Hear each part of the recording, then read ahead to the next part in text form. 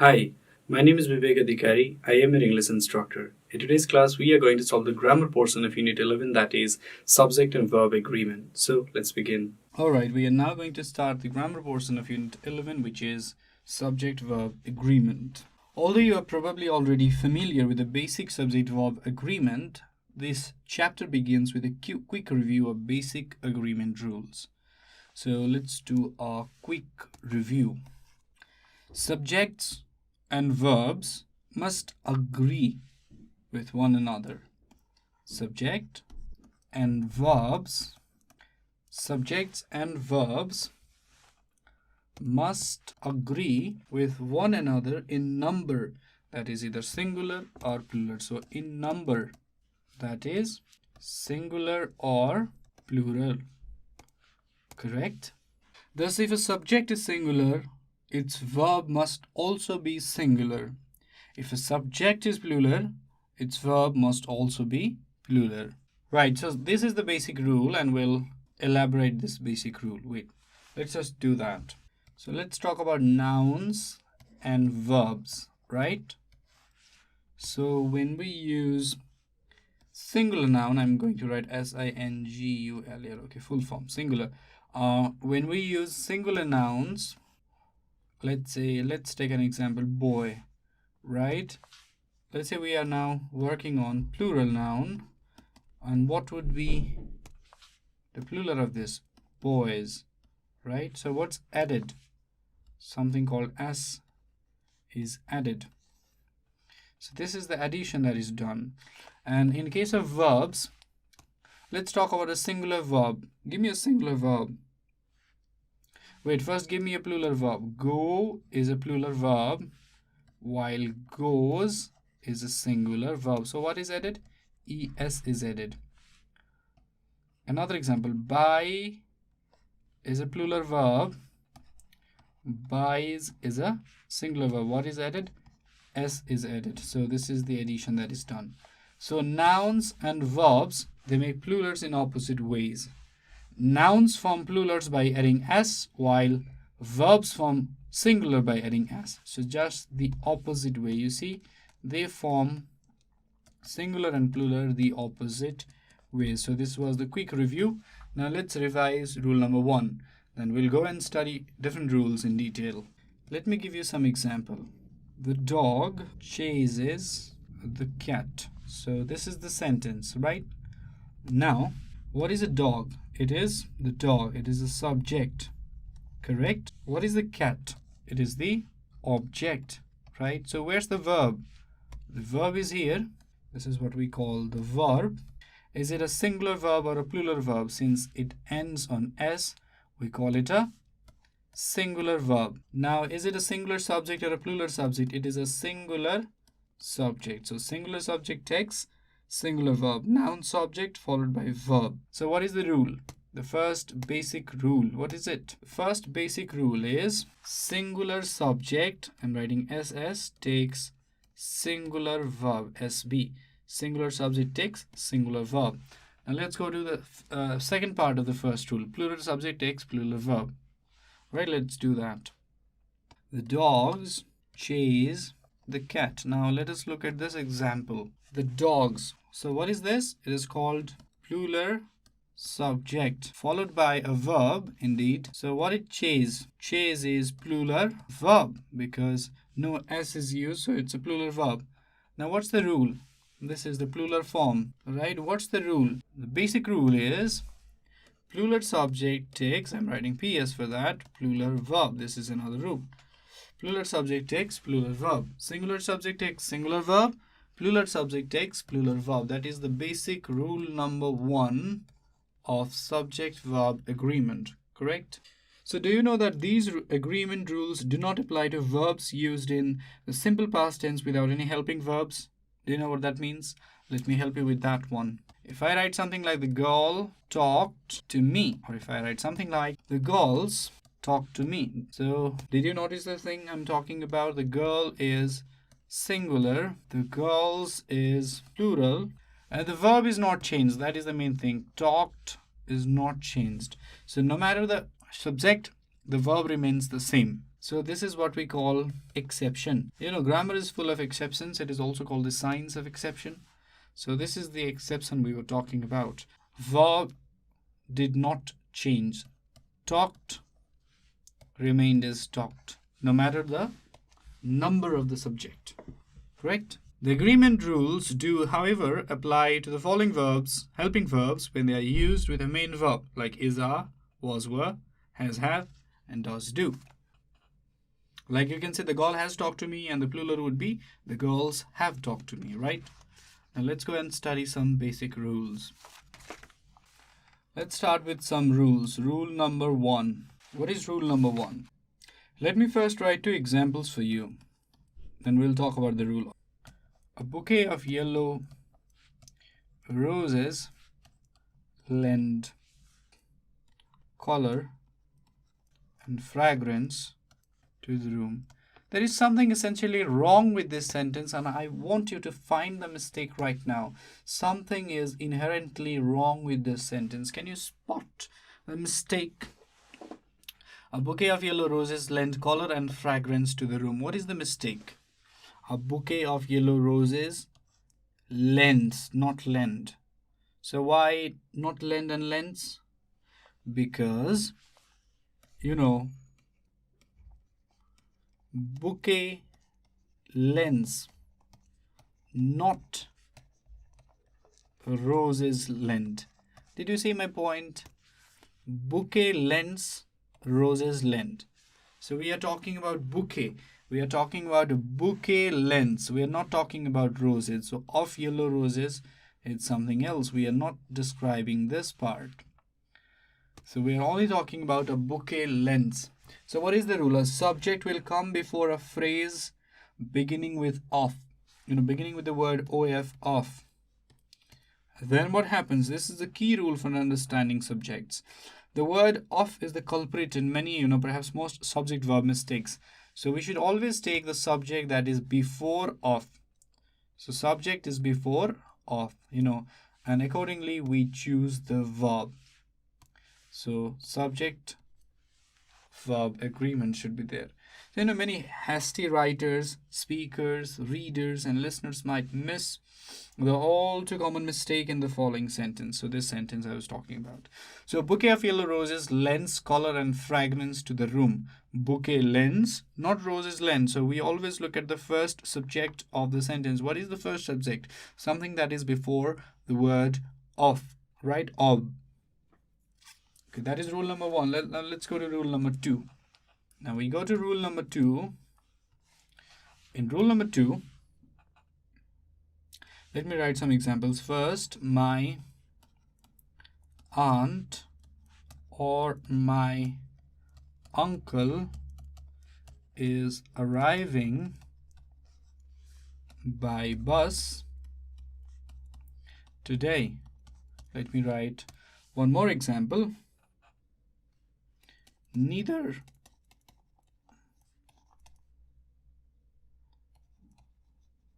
Agaman nor Adit is available. So let's find out the verbs first and subjects. First subject is aunt, another subject is uncle. What is the verb? The verb is. The first subject is Agaman, another subject is Adit. What is the verb? Available. You see, that is the verb. So what is the rule? Now we can derive the rule, What is the rule? The rule is 2 singular subjects, that is subject 1 followed by subject 2. There is some kind of connector in between. So what connector? Connected by what?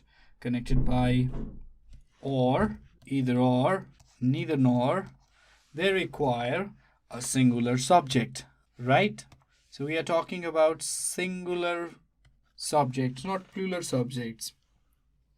So my aunt is singular subject. My uncle is also singular subject. They are connected by the word or.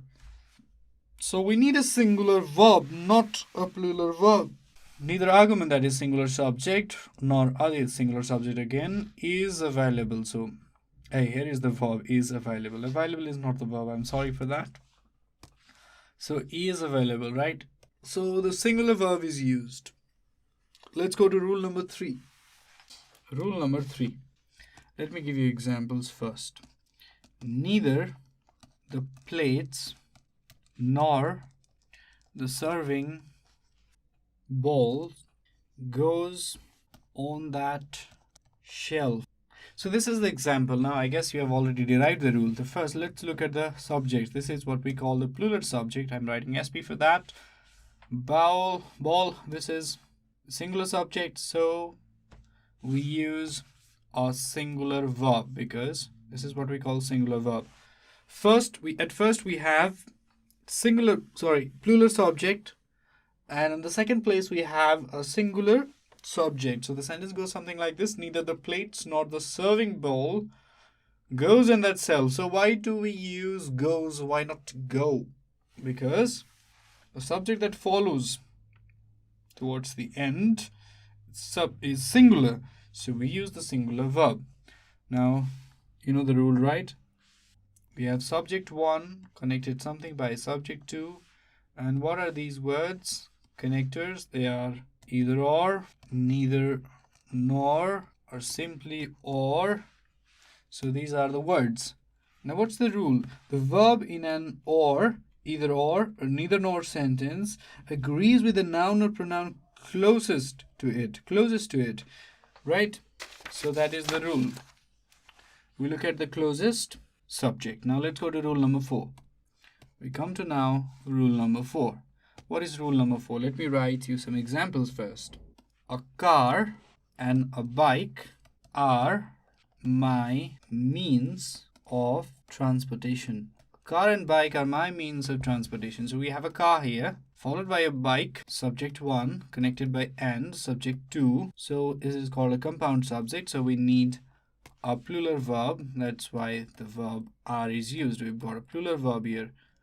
Sorry, plural verb, not subject. So it's a plural verb here. So we used a plural verb. As a general rule, use a plural verb with 2 or more subjects when they are connected by and. Because what is the connector? Connector is and, but there's an exception to it.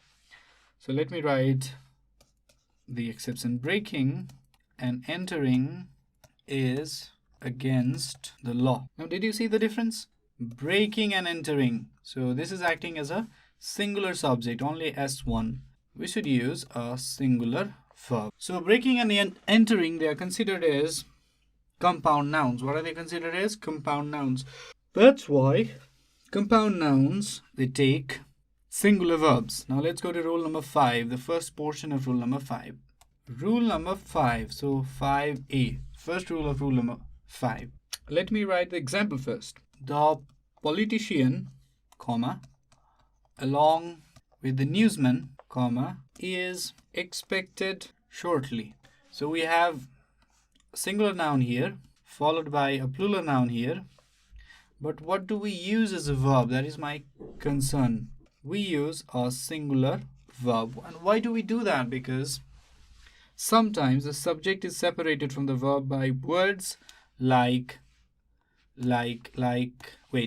along with, sometimes as well as, sometimes besides, sometimes even the word not. So these words, they separate the verb from the subject.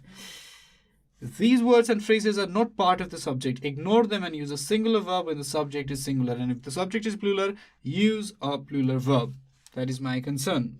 I mean, that is the rule, the default rule. So along with newsman is not the subject here. So the answer is the politician is expected shortly. Does that make any sense? Yes, it does. And let's go to rule number 5b. Rule number 5, number B. Let me write an example first. Chris and his trusty dog. Chris and his trusty dog is always welcome to my house. Chris and his trusty dog is always. And why do we use is instead of are? Why not are? Because the subject is Chris. The subject is not the trusty dog. And that's why the rule goes something like this. Parenthesis. Parenthesis. These two parentheses not the part of the subject. So what is the subject in this sentence? Chris is the subject, so we take this verb. This is not the subject. Whatever is inside the parenthesis is not considered as the subject. And if this seems awkward, try rewriting this sentence. Right now, let's go to rule number 6. Rule number 6. And what is that? First, in sentences beginning with here or there, the subject follows the verb. That is the rule. Let's understand what the rule is. There are 4 people in the ground. There is a man at the door. So we use are in the first place and is in the first place. What determines the verb? In fact, the subjects, they determine the verb. 4 people, that is a plural subject, so it takes plural verb. A man is a singular subject, so it takes a singular verb. That is the rule. Another example is this. Here is New York, or here is New York. Right, so is used because New York is singular. Let's go to rule number 7. Rule 7. We come to rule 7 now. 3 miles is too far to walk. Let me write you another example. $10 is a high price to pay. $10 is a high price to pay. Right? $10 is a high price to pay. 3 miles, we use is. Dollars, again we use is. And these subjects, S1 and S2, they look like plural subjects, but they are in fact singular subjects. So use a singular subject, singular verb with distances, period of time, sums of money when considered as a unit. So with what? With distances, with periods of time, and with sums of money. When they are considered as a bulk, as a unit, we use the singular verb. Right, now let's go to rule number 8. Rule number 8. What is rule number 8? A lot of the pie has disappeared, full stop. Another example. All of the pies are gone. Now, if you look at these 2 examples, you will see some difference. A lot of the pie has disappeared. All of the pies are gone. So this is a singular verb, while this is a plural verb. And why this variation? That is my question. With words that indicate portions, example, a lot of, majority, some, all, rule 1 given earlier in this section is reversed. And we are guided by the noun after of. If the noun after of is singular, use a singular verb. If it is plural, use a plural verb. So if you remember rule number 1, very good. So we consider whatever in front of as the subject, correct? Now we don't do that. We consider whatever that comes after of as the subject. So subject comes after of, so it has to agree with the verb. The verb has to in fact agree with the subject. So it is just the reverse of rule number 1. It is the reverse of rule number 1. Good. Right, let's go to rule number 9. Some examples first. All of my family has arrived. Or do we use have arrived? Another example is most of the jury is here. Or do we use are here? So I don't know, think about it. This is rule number 9. So with collective nouns such as group, jury, family, audience, population, the verb might be singular or plural depending on the writer's intent, right? So we are talking about collective nouns. Do you know what collective nouns are? Think about it. Do you remember the different types of nouns that are used in the English language? English language has got 5 types of noun, including the common noun, proper noun, collective noun, abstract noun, and what noun? Oh, I forgot one. So these are collective nouns. Family, jury, they are collective nouns. All of my family have arrived here. Most of the jury are here. So you can either use singular or plural. There's no hard and fast rule on this. but know why you're using singular. All of my family has arrived. If you use singular, you are talking of your family as a bulk, as a singular unit. All of my family have arrived. If you talk like that, if you say something like that, you are regarding your family as a disjointed bunch of people, and there are many people, so it's not a singular unit, something like that. Grammatically, that is what it means. Both are correct. Feel free to choose the best you like. Now let's go to the last rule. Rule number 10, the last rule. First, start from the examples. If Aman were here, you would be happy. Does this sentence sound correct to you?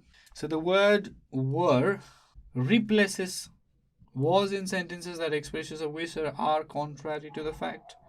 You see, whenever we are talking about type 2 conditional, we use were instead of was. And why do we do that? Now the question is, shouldn't Aman be followed by was, not were, given that Aman is singular? But Aman isn't actually here. So we say were, not was. The sentence demonstrates the subjunctive mood, which is used to express things that are hypothetical, wistful, imaginary, or factually contradictory. The subjunctive mood pairs singular subjects with what we usually think of as plural verbs. Right? This is what we call the subjunctive case. What case? The subjunctive mood. Because it is talking about something that is hypothetical. You can say something like, I wish it was Friday. I wish it were Friday, You get too tired in the middle of the class and you say something like, I wish it were Friday. I wish it were Friday. You can even say, I wish it was Friday. That is also fine in spoken English. But in written English, were is better. So, in the first example, a wishful statement, not a fact, is being expressed. Therefore, were, which we usually think of as a plural verb, is used with the singular it. I wish it were Friday, right? Technically, it is singular subject of the object clause in the subjunctive mood. It were Friday. So we have a subjunctive mood here. Can you see? So the subjunctive mood is this one. It were Friday. So this is what we call the subjunctive mood. Technically, it is wrong. But we are talking about a wishful statement. That's why we use the plural verb there. That is rule number 10. Now I should give you some homework because I taught you 10 rules. Now it's my time to give you some homework. And the homework are complete, very easy, all the questions from study portion. That is question number 1 and 2. Revise the 10 rules if necessary. So this is the homework. Complete all the questions from study portion, that is 1 and 2, which is given in your book. There are 10 questions there. Revise the 10 rules if necessary and solve those questions. I guess they're very easy questions. Can you do this? Sure you can. Right. With this, we have come to end of today's class. If you have any questions or suggestions regarding this video series, feel free to write us at learning@deerwalk.edu.np. Thank you.